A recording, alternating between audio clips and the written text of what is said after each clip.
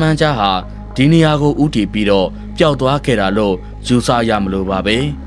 အဲ့ဒါနဲ့လူပေလည်းနောက်ကိုလှည့်ပြီးကြည့်လိုက်တဲ့အခါမှာတော့မျက်လုံးကြောင်စီစီဖြစ်နေတဲ့တကြီးဦးဝေးကိုမြင်တွေ့လဲရပါတယ်ကဲတကြီးရေခြေရာတွေကတော့တကြီးရဲ့ခြံစည်းရိုးရှေ့မှာတင်ပျောက်သွားတာဗျဒါနဲ့ညာတော့ကတကြီးတို့ရဲ့အိမ်သားတွေအပြင်းနေပါတွေထွက်ကြသေးလား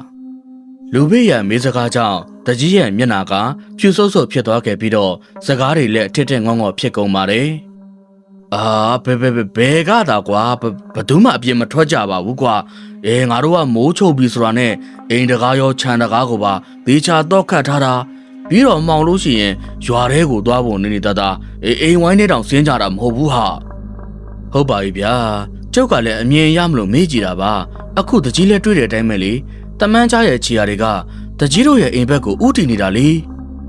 အဲ့ဒီအချိန်မှာပဲအိမ်ရဲ့ဘော်ရက်ကနေတကားဖွင့်တန်ကိုကြားလိုက်ရတာကြောင့်လူပေလည်းအတန်ကြားဟာကိုလှမ်းပြီးကြည့်လိုက်ပါတယ်အပေါ်ရက်ပြတင်းပေါက်မှာမိန်းကလေးငယ်တယောက်မတ်တက်ရက်နေပြီးတော့ခြံစည်းရုံးသားကလူစုကိုမျက်တောင်မခက်စတန်စိုက်ကြည့်လို့နေတာပါအဲ့ဒီမိန်းကလေးရဲ့မျက်နှာကအားနေနေသလိုမျိုးဖြူဖက်ဖြူရောဖြစ်လုံနေပြီးမျက်ကွန်းနေရလဲတပတ်လောက်မအေးရသေးသလိုမျိုးညိုမဲလို့နေပါတယ်အဆိုပါမိန်းကလေးဟာလူဘေးကိုမျက်လုံးသေးကြီးတွေနဲ့တေးသေးချာချာစိုက်ကြည့်လို့နေတာပါအချင်းခဏကြာမှာတော့တကားကိုဝုန်းကနေပိတ်ချလိုက်ပြီးတော့အထဲကိုပြန်ဝင်လို့သွားပါတော့တယ်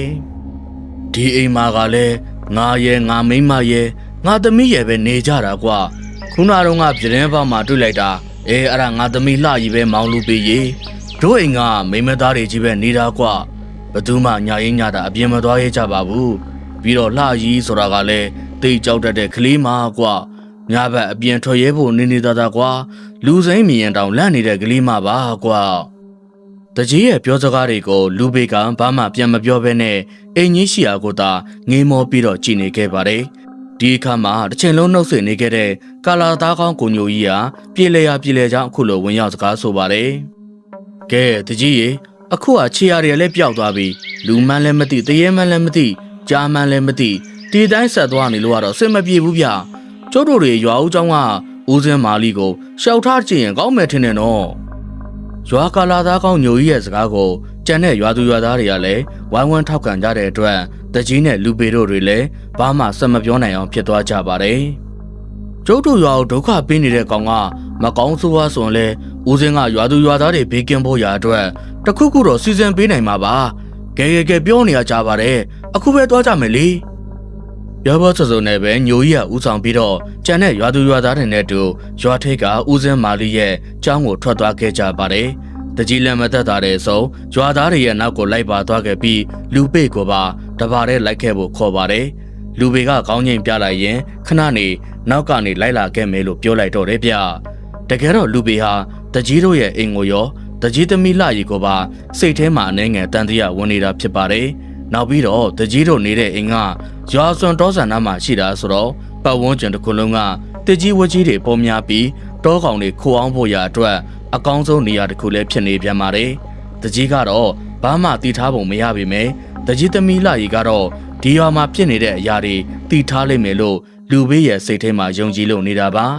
ါဒါကြောင့်လူပေလည်းဖုံးเจ้าကိုမသွားသေးပဲတကြီးတို့ရဲ့အိမ်သားကဗရောက်ပင်ကြီးရဲ့အောက်မှာရောင်းလဲလှုပ်ရင်းပတ်ဝန်းကျင်ရဲ့အနေအထားကိုမှတ်သားနေခဲ့တာဖြစ်ပါတယ်တကြီးရဲ့ခြံစည်းရိုးထွက်ပေါက်ဝန်းပေါက်အလုံးကိုလေးလာပြီးတဲ့အခါမှာတော့လူပေလည်းရွာဦးကျောင်းရှိရာကြီးကိုထွက်လာခဲ့လိုက်တော့တယ်ဗျသူ့ရဲ့စိတ်ထဲမှာတော့ဒီရွာကိုတောင်းကျနေတဲ့တမန်ကြားဟာမြိုင်သာရွာထဲမှာပဲနေတဲ့လူတစ်ယောက်ဖြစ်မယ်ဆိုတာကိုယာနှုံးပြေယုံကြည်လို့နေပါတော့တယ်ဒီလုံးနဲ့ကွန်တရာညက်ခန့်အကြားမှာတော့ရွာဦးကျောင်းကဖုံးကျောင်းဝန်းထဲကိုရောက်လာခဲ့ကြပြီးကျောင်းရဲ့အဝင်ဝမ်းမှာနှာခေါင်းထဲကိုဒိုးဝင်လာတဲ့အမွှေးတိုင်နဲ့စူးစူးကိုရလိုက်ပါတယ်ဦးစင်းမာလီသတင်းသုံးတဲ့ကျောင်းလေးရဲ့အပေါ်မှာတော့မြိုင်သားတရွာလုံးလူတွေကျောင်းနေတာလားတော့တောင်ထင်မှန်ရပါတယ်ကြွာသားတွေက